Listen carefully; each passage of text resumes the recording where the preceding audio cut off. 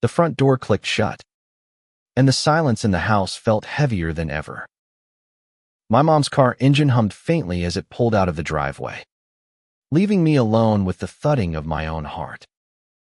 I was 18, and in that moment, I knew something was about to change forever.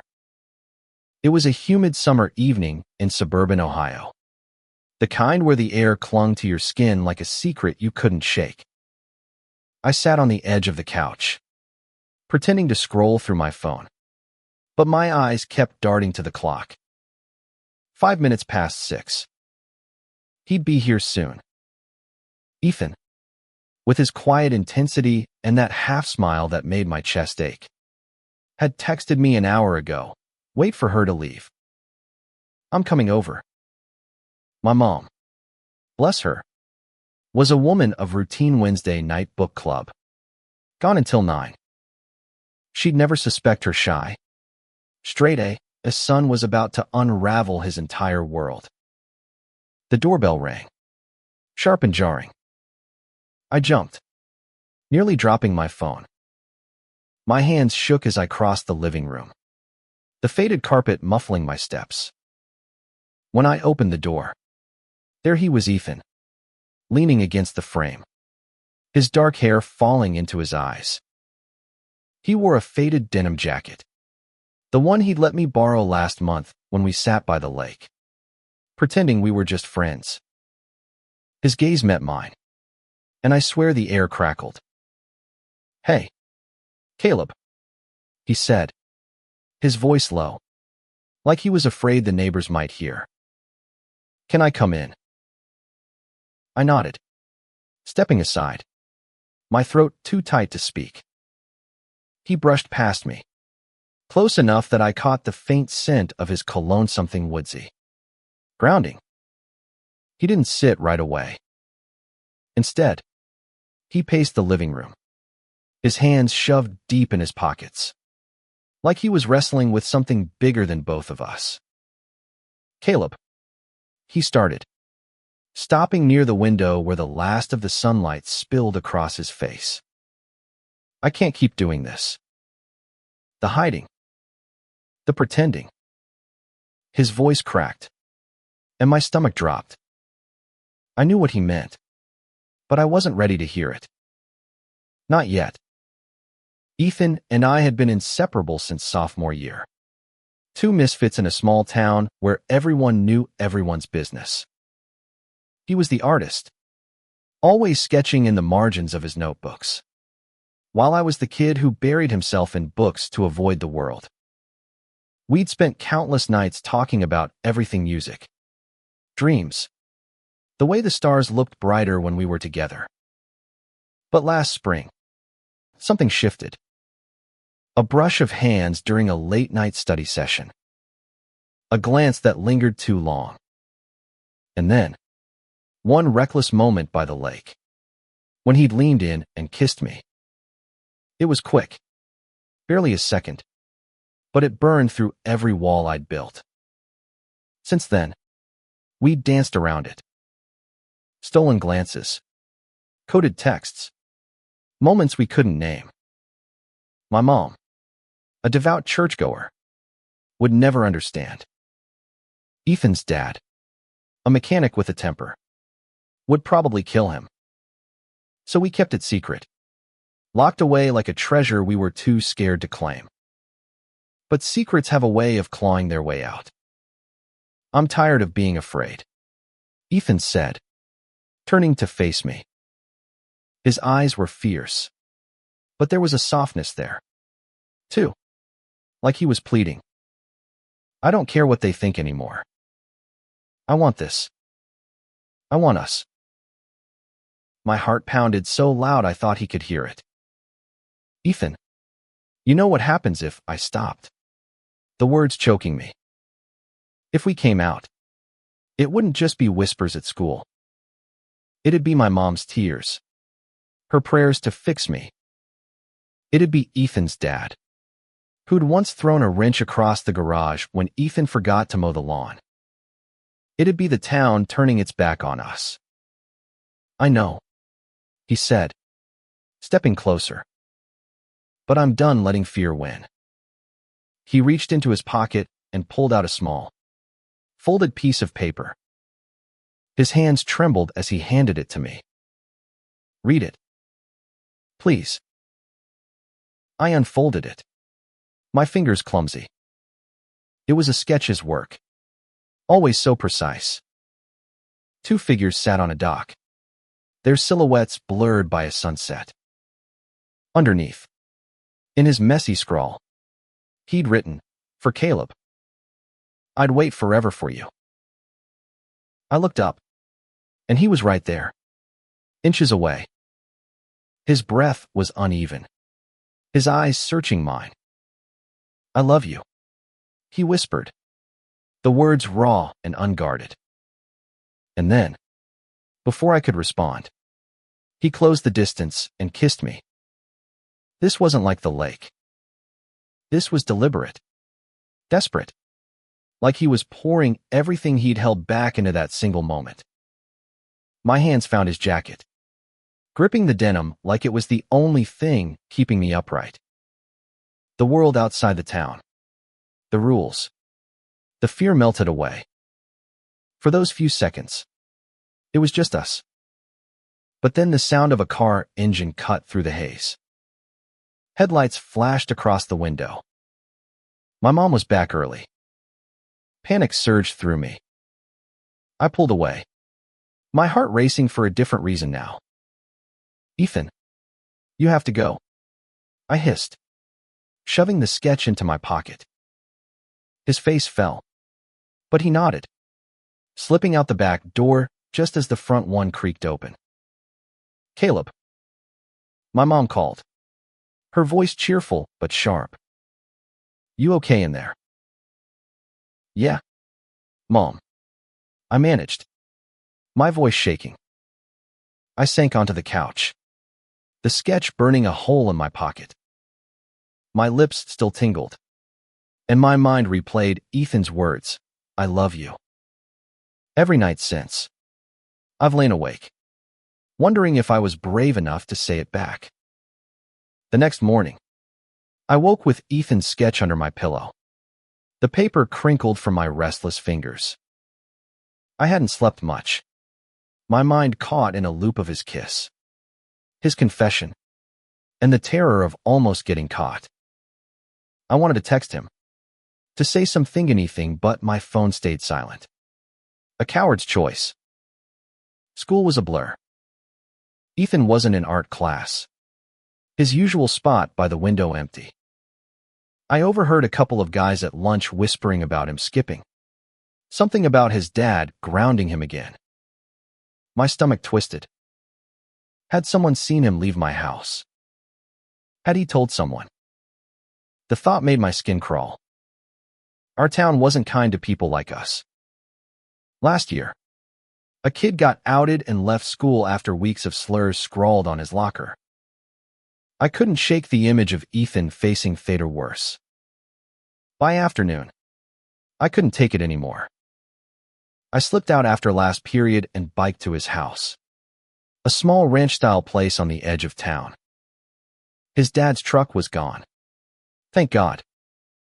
I knocked, my heart hammering.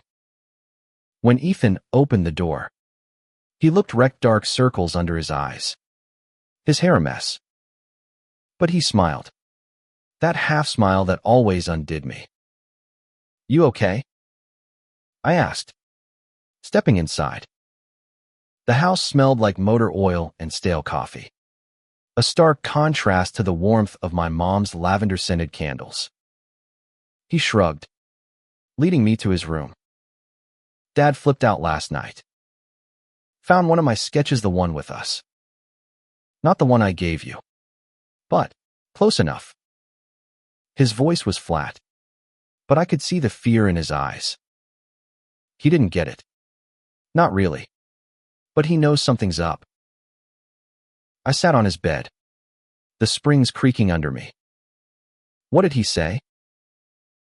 He called me a disappointment. Said I need to man up or get out. Ethan laughed, bitter and hollow. "I'm 18 in 2 months. He's been looking for an excuse to kick me out since Mom left. I wanted to reach for him, to tell him he wasn't alone. But the word stuck. Instead, I asked, "What are you going to do?" He sat next to me, close enough that our knees brushed. "I don't know. Run. Maybe. I've got some money saved from the garage. Could go to Columbus. Start over." He looked at me, his eyes searching. "Would you come with me?" The question hit like a punch. Leave everything me, Mom. My scholarship. The life I'd planned. But then I thought of the alternative, staying here. Hiding. Pretending I didn't feel what I felt. I thought of Ethan's sketch. His words, "I'd wait forever for you." My chest ached with the weight of it. "Ethan." I started. But my phone buzzed. A text from Mom, home early. "Where are you?" My heart sank. She'd been suspicious since last night. Her questions too pointed. I stood, panic creeping in. "I gotta go." Ethan grabbed my hand, his grip firm. "Caleb, don't do this. Don't keep running from it." His voice was low, urgent. "I meant what I said last night. I love you. And I think you love me too." I froze, his words cutting through the noise in my head. I wanted to say it back, to tell him he was right. But fear clamped down hard. "I'll call you later," I mumbled, pulling away and practically sprinting to my bike. That night, Mom cornered me in the kitchen. "Caleb, you've been acting strange," she said, her eyes narrowing over her coffee mug.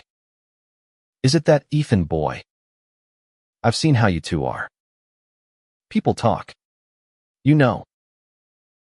My blood ran cold. "It's nothing, Mom. We're just friends." She didn't look convinced. "I raised you to be honest. Caleb, if there's something going on, you need to tell me. We can fix it. The church can help." Her words stung, sharp and final. Fix it. Like I was broken. Like Ethan was a problem to solve. I went to bed early, locking my door, and pulled out the sketch again. My fingers traced the lines of the dock. The sunset. Us. I wanted to be brave like Ethan. But bravery felt like a luxury I couldn't afford. The next day, Ethan was back at school, but he kept his distance. I caught him watching me in the hallway, his expression unreadable. At lunch, I found a note slipped into my backpack. "Meet me at the lake tonight. 8 p.m. Please." My heart raced. But this time, it wasn't just fear. It was hope. The lake was our place. A quiet stretch of water hidden by willows, where we'd spent countless nights dreaming of a world that didn't judge us.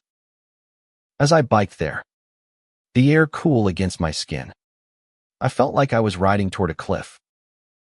Ethan was already there, sitting on the dock, his sketchbook open on his lap. The moon hung low, silver light glinting off the water.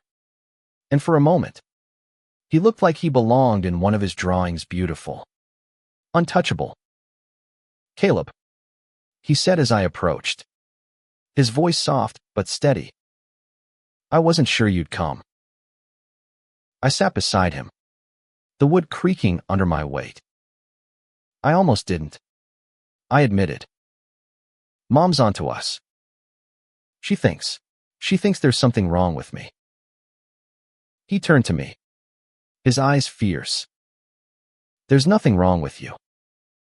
Or me. Or this." He gestured between us, his hand brushing mine. "They're the ones who don't get it." I wanted to believe him, But the weight of my mom's words, the town's expectations, pressed down hard. What if we can't make it work? Ethan, what if we leave and it all falls apart? He took my hand, his fingers warm and sure. Then we'll figure it out together. I don't care where we go, Columbus, New York, anywhere, as long as I'm with you. His words broke something in me, a dam I'd built to keep the fear at bay. I leaned in, kissing him, and this time, I didn't pull away. It was slow, deliberate, a promise I hadn't known I could make. When we parted, I whispered, "I love you too." For the first time, I felt free. But freedom, I learned, comes at a cost. The next week was chaos. Ethan's dad found out someone at school had seen us by the lake and talked.